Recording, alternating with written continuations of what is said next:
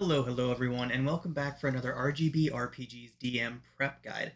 Today we're going to be looking at session 14 of our Descent into Avernus campaign, and as always, there's going to be a lot of spoilers ahead. So if you're a player or plan on being a player in Descent into Avernus, go ahead and click away. But if you're a DM who wants a little bit of insight into how another DM might prep for these adventures, go ahead and stick around and check out this series. So, the last couple of sessions, we had the party spend their last few days on the prime material plane before making the journey to Avernus. They did a bit of overland travel to get to Candlekeep, the fortress library of the Sword Coast. They knew that once they got there, somebody could solve the infernal puzzle box that they recovered underneath the Van Thamper Villa. The key to figuring out what happened to El Terrell and how it was dragged into hell thought to be inside of this puzzle box. So the party got there, and they delivered the puzzle box to one Silvira Silvakis. Always pronounce her name wrong. That's pretty close, though. So got the puzzle box to her, and then were able to use Candlekeep to do research on the Nine Hells and the fiends that inhabit it, while they waited for Silvira to finish investigating and solving that puzzle box. So we did some downtime. The party got to go and make use of Candlekeep's many facilities and many resources that were available to them, getting a lot of meta knowledge. That's one of the things that we can do during that section is you can basically allow the players to open up the monster manual and start looking at the demons and devils that are in there. And we like to look at that as research that they're doing at Candlekeep so they can actually look at these things and see what kind of things they're supposed to be getting out of what they might expect to face when they get to hell. It's a really cool little thing. I really like how the book even says, like, give your players some meta knowledge here. Gives the players a good excuse to kind of get a look at the mechanics of what they might be going up against, and then apply their role playing to that new meta knowledge.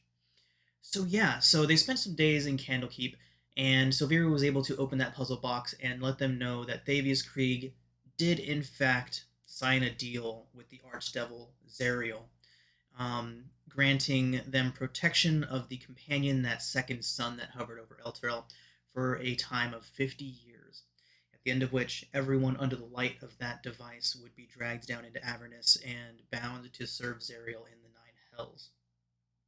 So big revelation there, basically confirming the things that the characters had already believed.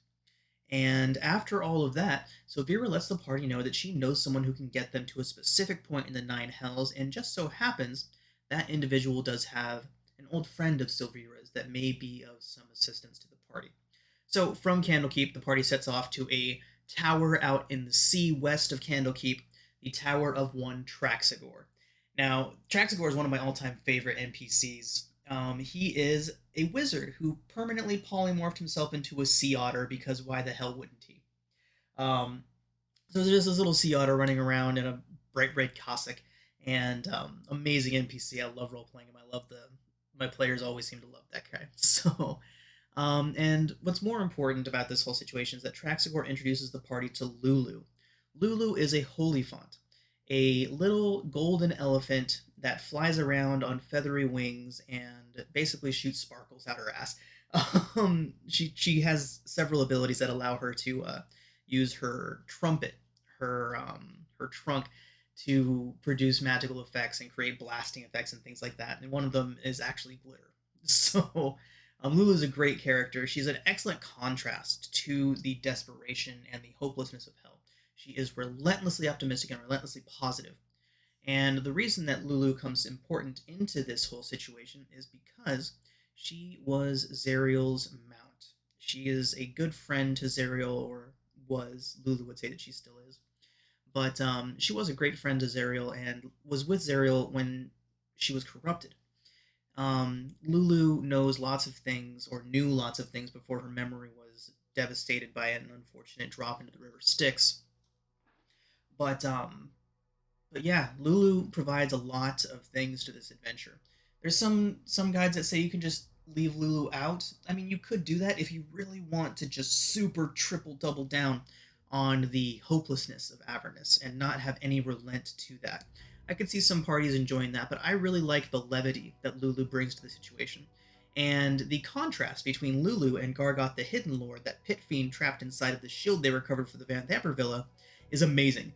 I like to have them, since they're both telepathic, I like to have it set up so they can both hear each other regardless who they're communicating with, and so they're constantly arguing with each other. Lulu being the little angel on the shoulder, Gargoth being the literal devil on the shoulder. So excellent interactions there between those two. So after all of that is said and done, the party finally made their way to Avernus, landing in El Terrell. El Terrell is a word used for it all over the place, but they landed in El Terrell and basically immediately saw the devastated situation that the city was in. You can see here on the map, El Terrell is essentially floating several hundred feet above the river Styx at the moment, being dragged down by chains of infernal iron. The only reason the city hasn't been completely overrun is because there is a battle raging below. Demons from the river Styx came pouring out of the river just as El Terrell arrived here in Avernus, and the devils have had their hands full dealing with that since. Some strike teams have made their way up to the city, but the vast majority of the force that is in the area is engaged with the demons far below, causing actually the added benefit of giving the people of El Terrell some more time, some much needed time. So, players arrive.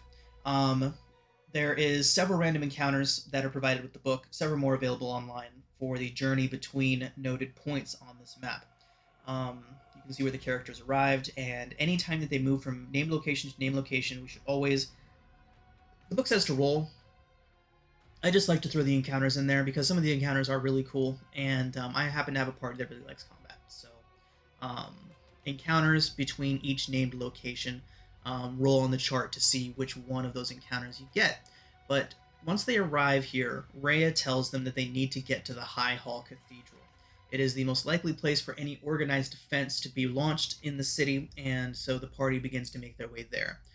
There is a major encounter at Torm's Blade, which they took care of last session, and I like to have the Narzagon. It's one of the random encounters that can happen, kind of flying around, doing circuits around the city, looking for demons that made their way in, and it kind of ignores small groups of survivors, but large groups of survivors that it can basically obliterate.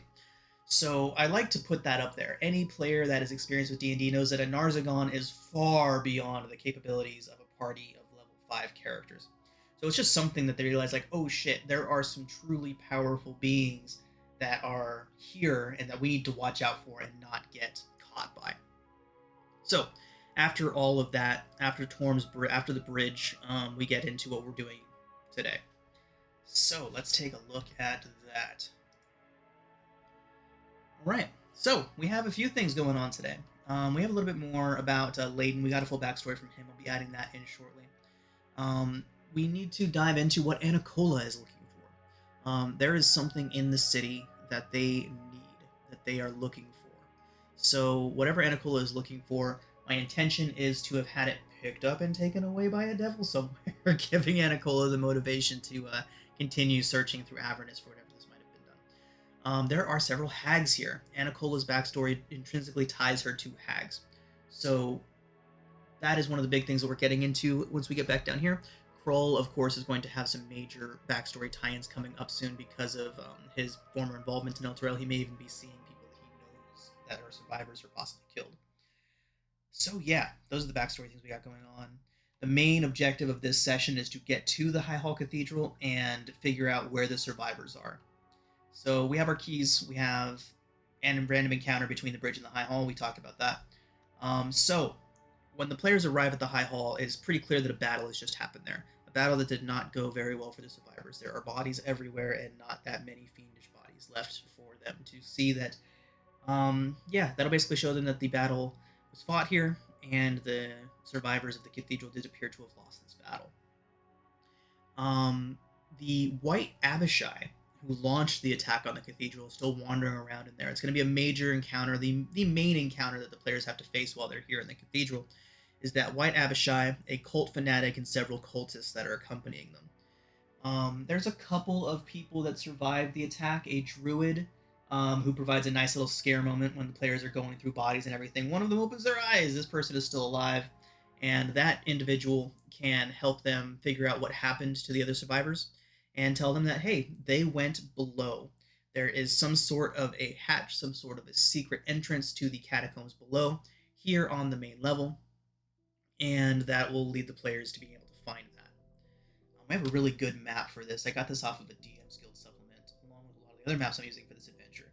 But the High Hall Cathedral is a truly massive section, a truly massive place.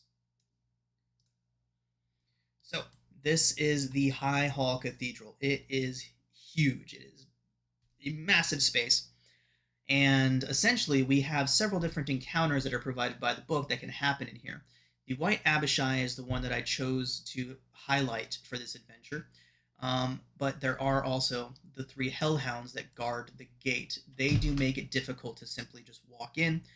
They can be snuck past, they can be distracted. They are basically the hellish equivalent of dogs, anyways, so they can be distracted and they can be snuck past if the party chooses to go about it that way. But otherwise, nice little encounter to start us off here. When we get inside, there's obvious signs of bloodshed everywhere, bodies all over the place, fiend and mortals all over the place. Stairs lead up to the choir level, which is basically just an overlook. Ooh, I still have my last game's stuff on this. So, all over the place up here. If the players do decide to come up here, they will get a second encounter, and there is a survivor over here as well. There's some items up here that they could find if they do decide to explore the choir level. It's not really a necessary adventure, a necessary part of the adventure, though. Thank you for that. So yeah, what else do we got going on in here? White Abishai. Oh, the altar. The altar here at the center is the key to getting down into the catacombs. It is how they'll get down there, and also it can provide some much needed healing to the party. It is still a consecrated place, even though the place has been dragged down into hell. One of the cool things that goes on here is that all of the artwork, all the pillars, all the imagery throughout the cathedral has been warped and twisted to show fiends and suffering, and mostly to show Zariel. This altar is the only place that hasn't been touched by that warping effect, so that should draw the party to it and show them that it is consecrated, that it is still a holy object inside of this unholy place. Interacting with it in certain ways can provide benefits for the party. There's also a altar at the back of the chamber that can do similar things back here. It's completely desecrated. If the players clean it up, reconsecrate it, they can get some benefits out of that. But yeah, so if we feel like we're blowing through encounters too easily, we've got lots more that we can bring in. Druid can help them find the thing. Yeah, that's pretty much it. Our 3 NPCs. This is pretty much going to be the 3 main NPCs we're going to be seeing throughout the campaign now. Minor NPCs will pop in and out, but mainly we've got Rhea, Gargoth, and Lulu. And those 3 will stick around for quite a while. Around the High Hall, details for those in the book. No huge need to go through them here. We have all the box text and descriptions we need to describe them. We have the Hellhounds at the gate, the White Abishai, the Cultists, the Cult Fanatics, and the Maragon. The Cult Fanatic actually provides quite a bit of spellcasting support to the White Abishai. So we want that fight to feel like, hey, these guys just wiped out an entire contingent of Elturel's finest.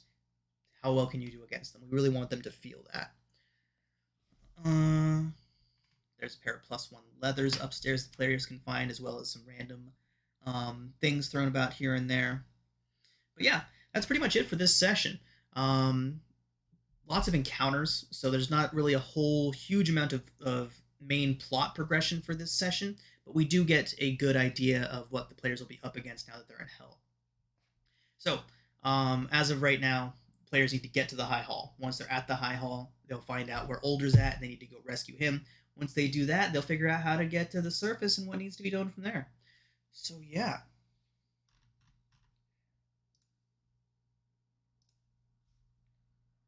All right, everyone. Thanks for watching. As always, please check out the Patreon linked below. These videos show up there a full month before they arrive on YouTube, as well as a whole bunch of other content, maps that I've created myself, various other things that you can check out. Thanks for watching, everyone, and we will see you next time.